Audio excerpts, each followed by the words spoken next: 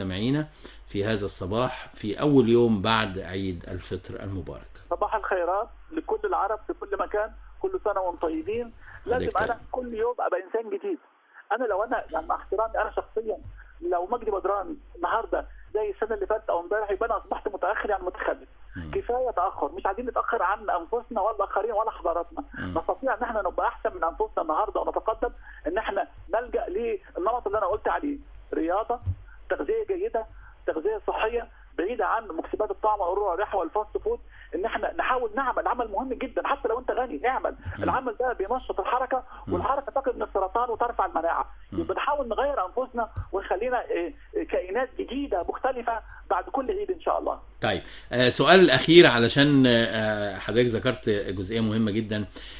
كتير جدا بعد سن المعاش بعد 60 سنة بيبقى ما فيش عنده شغل، فبيقعد وجسمه بيبتدي بقى تظهر فيه الامراض. هل ده علشان سنه بقى 60 ولا ده علشان هو بطل يشتغل؟ بقول لحضرتك انا اعرف ناس عندها 70 و88 سنه وشغالين زي الفل والذاكره كويسه. شوف بقى حضرتك، لازم نعرف كلنا خلاص، يعني خلاص دخلنا في المرحله دي. بعد ال60 تزيد نسبه الزهايمر.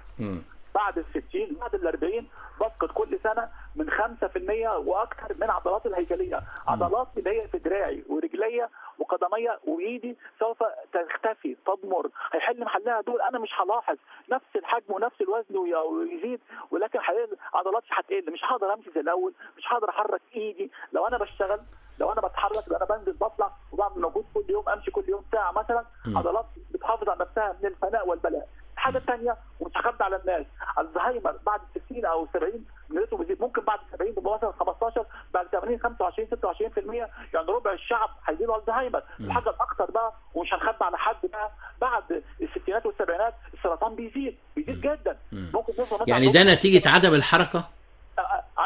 ده وباء. عدم الحركه يساوي قله مناعه. يبقى انا هسيب نفسي تفترسني الاوبئه بتاعت الشيخوخه. الشيخوخه، سرطان، الزهايمر، قله عضلات، قله مناعه. لازم اتحرك، حتى جلدي لازم يتحرك. يعني لو حد يقدر يدلكني في البيت، لو اقدر ادلك نفسي طول ما انا قاعد، اهزز ايدي، اهزز رجلي، اخلي حد يضربني على ظهري، ده كويس جدا. ده بيخلي الدم يجري. لو عملتش كده الدوره الدمويه هتقل. الدوره الدمويه بتقل في الناس الكبار بعد ال60. يعني حتى اللي ما عندوش امكانيه ان هو او عن ظروفه لا تسمح ان هو يشتغل، ممكن مثلا ياخد ساعه مشي في اليوم، دي بتعوضه يا دكتور؟ يمشي. وبعدين انا اقول لحضرتك، انا مش لازم اشتغل عشان فلوس. ممكن اشتغل بساعد الاخرين، ما اتطوع، ما اتبرع، اي حاجه. اروح اشتغل في اي مؤسسه بنصف اجر، ما اعرفش ايه. المهم اشتغل، عشان اللي هيقعد في البيت بيحكم على نفسه للاسف بالموت والاعدام المبكر. يعني العمل ثم العمل ثم العمل. اعمل حتى لاخر رمق، لحد اخر يوم في حياتي. يا رب اتمنى ان انا اكون بعمل. أنا بشكرك جدا دكتور مجدي بدران، عضو الجمعية المصرية للحساسية والمناعة، ودايما مع